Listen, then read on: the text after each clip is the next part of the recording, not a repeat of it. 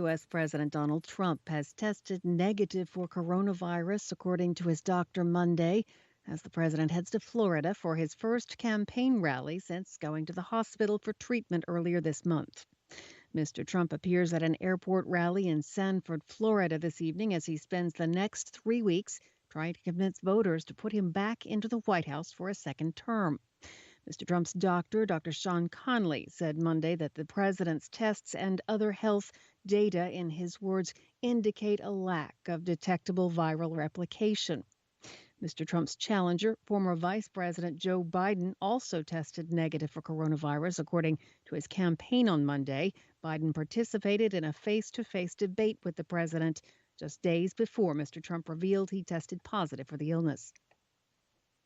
2 American economists won the 2020 Swedish Central Bank Prize in Economic Sciences in memory of Alfred Nobel. On Monday, the Royal Swedish Academy of Sciences said that it awarded the prize to Paul Milgram and Robert Wilson for improvements to auction theory and inventions of new auction formats.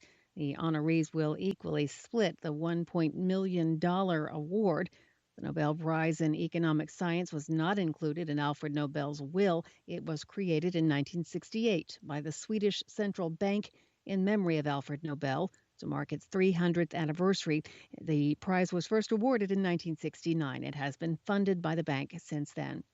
And Facebook CEO Mark Zuckerberg announced a new policy in the latest attempt by the company to take action against conspiracy theories and misinformation. It will no longer allow Holocaust denial posts to be posted on Facebook. Israel's cabinet has approved an agreement on normalizing relations with the United Arab Emirates, and Prime Minister Benjamin Netanyahu said Monday that he and Abu Dhabi Crown Prince Mohammed bin Zayed Al Nahyan have agreed to meet soon. The Israeli parliament is expected to vote on ratifying the agreement later this week.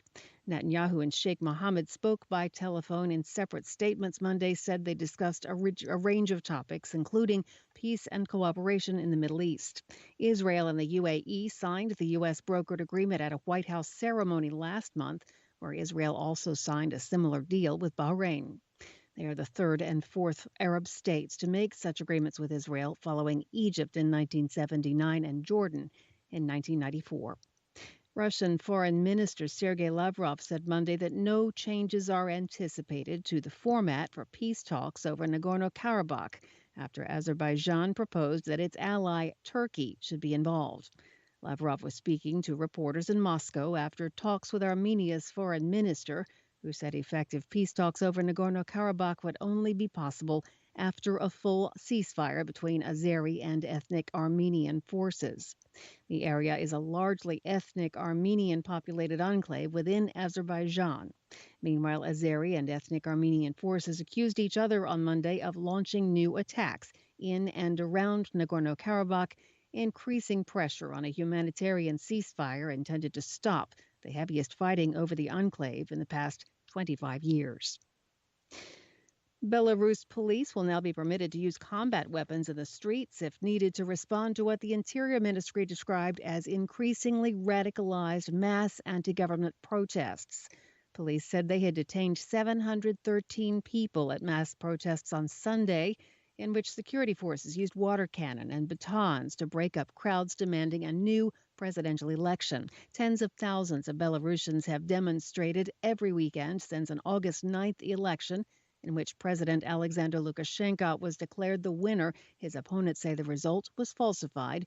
Lukashenko denies rigging the vote. Most opposition leaders have fled the country or been arrested. Turkish President Recep Tayyip Erdogan told the European Council President Charles Michel on Monday that progress was needed on improving ties between Ankara and the bloc, the Turkish presidency said, amid renewed tensions between Turkey and Greece over the eastern Mediterranean. In a statement, the presidency said Erdogan told Michel in a phone call that Turkey expects concrete steps from the EU on a regional conference with eastern Mediterranean states.